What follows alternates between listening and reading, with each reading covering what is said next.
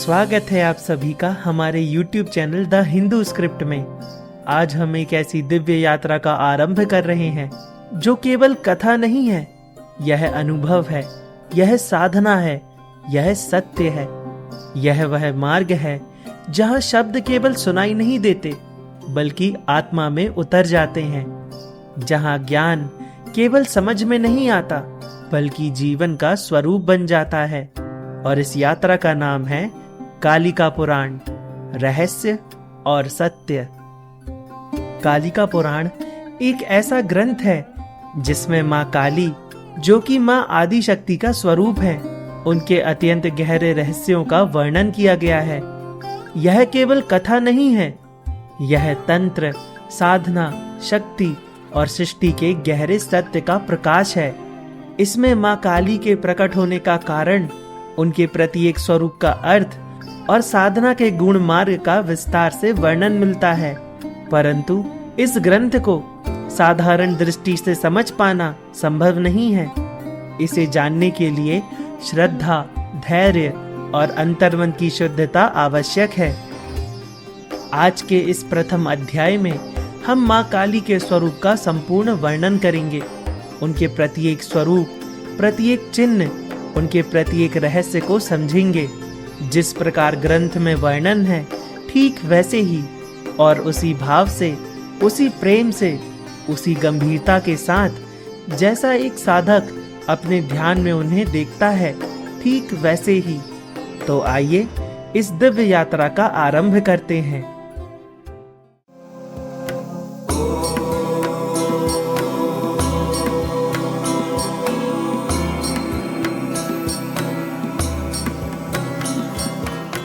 वक्रतुंड महाकाय सूर्यकोटि समप्रभा निर्विघ्नं कुरु मे देव सर्वकार्येषु सर्वदा।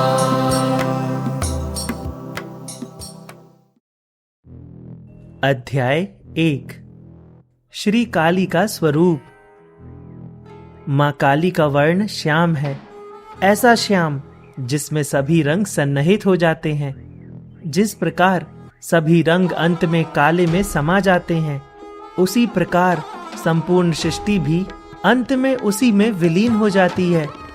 कल्पना कीजिए एक अनंत काला रंग, जिसमें कोई भी रंग मिलाया जाए तो भी वह काला ही रहता है और अंत में केवल एक ही चीज शेष रह जाती है, गहरा अंधकार अर्थात शून्य। उन भगवती का निवास किसी स्थान विशेष में नहीं बल्कि उस हृदय में होता है जो विकारों से शून्य होकर शमशान के समान ही शांत हो चुका हो। भगवती चित शक्ति में समाहित प्राण शक्ति रूप शव के आसन पर स्थित हैं, अर्थात वह एक ऐसे शव के ऊपर बैठी हुई हैं जो कि हमारी प्राण शक्ति का महत्व दर्शाता है। यह संकेत है कि जब तक शरीर में शक्ति विद्यमान है तब तक ही जीवन है, और जैसे ही शक्ति निकल जाती है शरीर शव बन जाता है। उनके मस्तक पर अमृत तत्व का बोध कराने वाला चंद्रमा विराजमान है, अर्थात वे त्रिगुणों से परे हैं, निर्विकार हैं, मुक्त केशिनी हैं। उनके तीनों नेत्र सूर्य, चंद्रमा और अग्नि हैं, और अपने तीनों नेत्रों से वे भूत, वर्तमान और भविष्य, यह तीनों कालों को एक साथ देखती हैं। वे अपने सत्व गुण से बने हुए उज्जवल दांतों से रजोगुण और तमोगुण रूपी जीवा को दबाए रखती हैं। वे संपूर्ण संसार का पालन करने में समर्थ हैं, इसीलिए वे उन्नत पीन पेयोधरा हैं। वे 50 मातृका अक्षरों की माला धारण करती हैं, जो संपूर्ण ज्ञान का प्रतीक है। वे माया रूपी आवरण से पूर्णता मुक्त हैं, अर्थात उन पर माया का कोई भी प्रभाव नहीं है।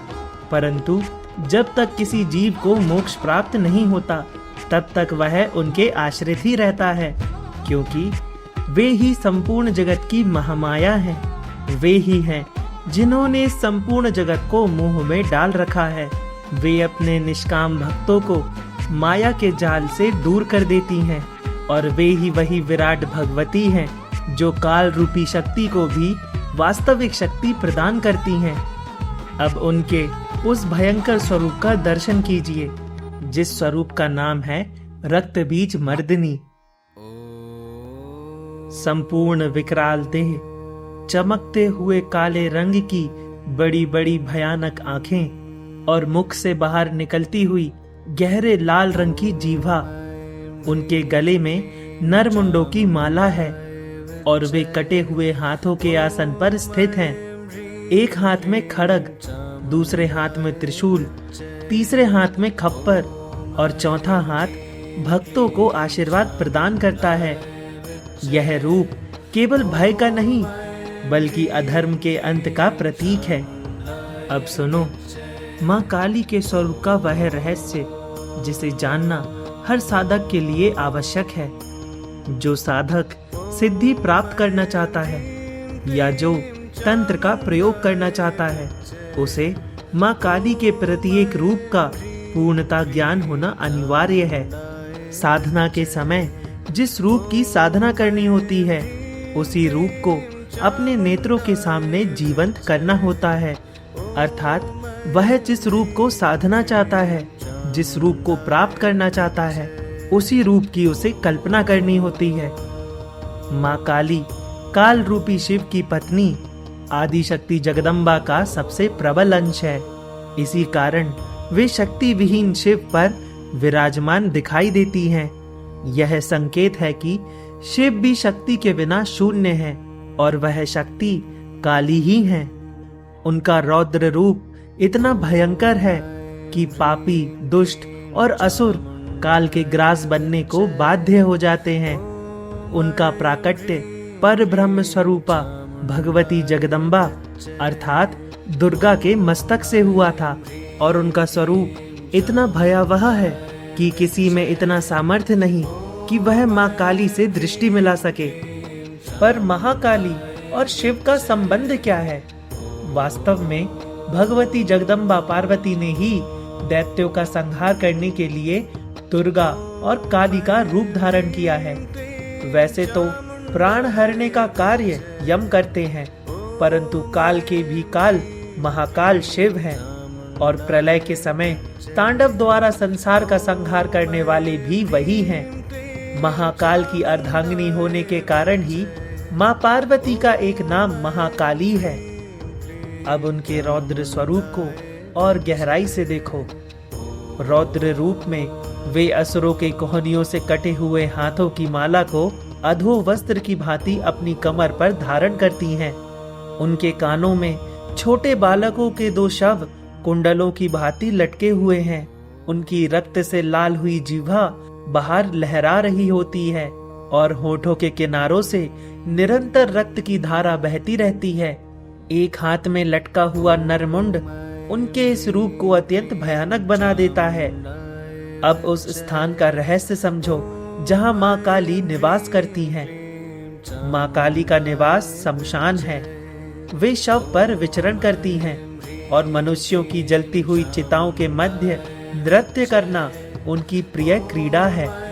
इसका गहरा अर्थ यह है कि जो साधक अपने भीतर के लोभ, मोह, काम, क्रोध और अहंकार तथा घृणा, हिंसा, छल, झूठ और अज्ञान जैसे बुरे गुणों को अग्नि में जलाता रहता है, उसी पे परम भगवती जगदम्बा कृपा करती हैं।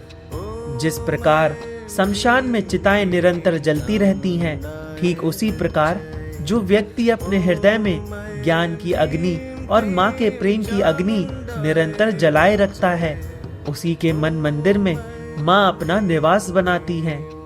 अब उस गूढ़ रहस्य को जानो जो उनके आसन और वाहन से जुड़ा है।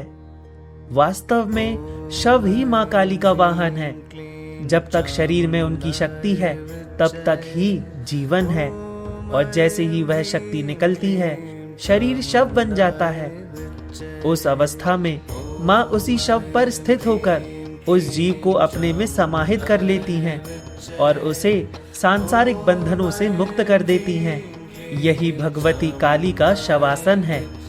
अब उनके रंग के अर्थ को समझो, जो साधारण नहीं बल्कि अत्यंत गहरा है। माँ काली का रंग अत्यंत काला है।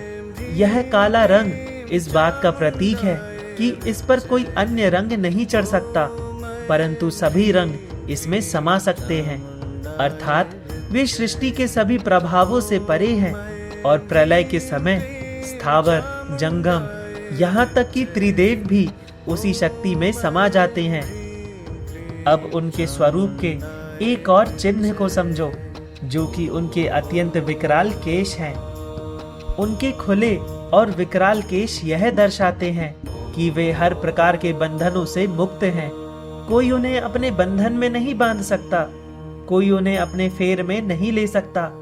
उनके इन विकराल केशों के ही भांति उनकी विकराल आकृति है। उनकी भयंकर आकृति पापियों और अत्याचारियों के लिए चेतावनी है कि यदि वे अधर्म नहीं छोड़ते तो माँ उन्हें स्वयं नष्ट कर देंगी। अब उनके मस्तक पर स्थित उस चंद्रमा का अर्थ समझो। उनके मस्तक पर स्थित अर्धचंद्र अमृत का प्रतीक है। जो तंत्र साधक उनकी शरण में पहुंचता है उसे अमृतत्व की प्राप्ति होती है, और इसी अमृतत्व के साथ उनके स्वरूप का एक और प्रभाव प्रकट होता है, महाघोर अटहस। उनका अटहस मेघों की गर्जना के समान है। जिस प्रकार सिंह की गर्जना से वन के सारे पशु भाग जाते हैं, उसी प्रकार माँ के अटहस से असुर भाग खड़े होते हैं। परंतु इसी भयंकर रूप के पीछे उनके ज्ञान का स्वरूप छिपा हुआ है, क्योंकि उनके कंठ में 50 नर मुंडों की माला है। उनकी मुंड माला के 50 मुंड 50 मातृका वर्णों के प्रतीक है। मस्तिष्क ज्ञान का प्रतीक है। इसीलिए यह दर्शाता है कि माँ केवल ज्ञानी भक्तों को ही अपने समीप स्थान देती हैं, और यही ज्ञान उनके प्रत्येक कर्म में भी दिखाई देता है। वे अपने बाएं हाथ में भी नरमुंड धारण करती हैं। उनकी कमर में धारण की गई करधरी उनकी क्रियाशीलता का प्रतीक है। सभी जीव उन्हीं से कर्म की प्रेरणा लेते हैं और अंत में उन्हीं में विलीन हो जाते हैं, और इसी क्रियाशीलता के साथ वे अपने भक्तों की पुकार भी सुनती हैं। उनके सुंदर कानों में शव रूपी कुंडल हैं। कानों में बालकों के शव कुंडल के रूप में धारण करने का अर्थ यह है कि वे उन भक्तों की प्रार्थना सुनती हैं जो बालकों के समान निश्चल और निर्विकार होते हैं, और उनके इस स्वरूप में उनके गुणों का गहरा संकेत छुपा है। माँ काली की जीवा का ऊपरी भाग लाल और निचला भाग काला है, जो रजोगुण और तमोगुण का प्रतीक है, परंतु उनके श्वेत दांत सत्व गुण का प्रतीक हैं, और वे उन्हीं दांतों से अपनी जीवा को दबाए रखती हैं। उनका यह कार्य इस बात का प्रतीक है कि हमें अपने रजस और तमस को सत्व से नियंत्रण में रखना चाहिए। उनके होठों से बहती हुई रुधिरा यह दर्शाती है कि वे अपने मस्तिष्क में लोभ, मोह, अहंकार, काम, क्रोध तथा हिंसा, छल, कपट, घृणा, झूठ और अज्ञान को बाहर निकाल देती हैं, और यही हमें उस साधना की ओर ले जाता है जो तंत्र का मूल है। मंत्र जप में प्रयोग होने वाली माला के दानों को योनि कहा जाता है, और माला के सुमेरु को मात्र योनि कहा गया है। मानव शरीर के मूलाधार में स्थित त्रिकोण को भी मात्र योनि कहा गया है।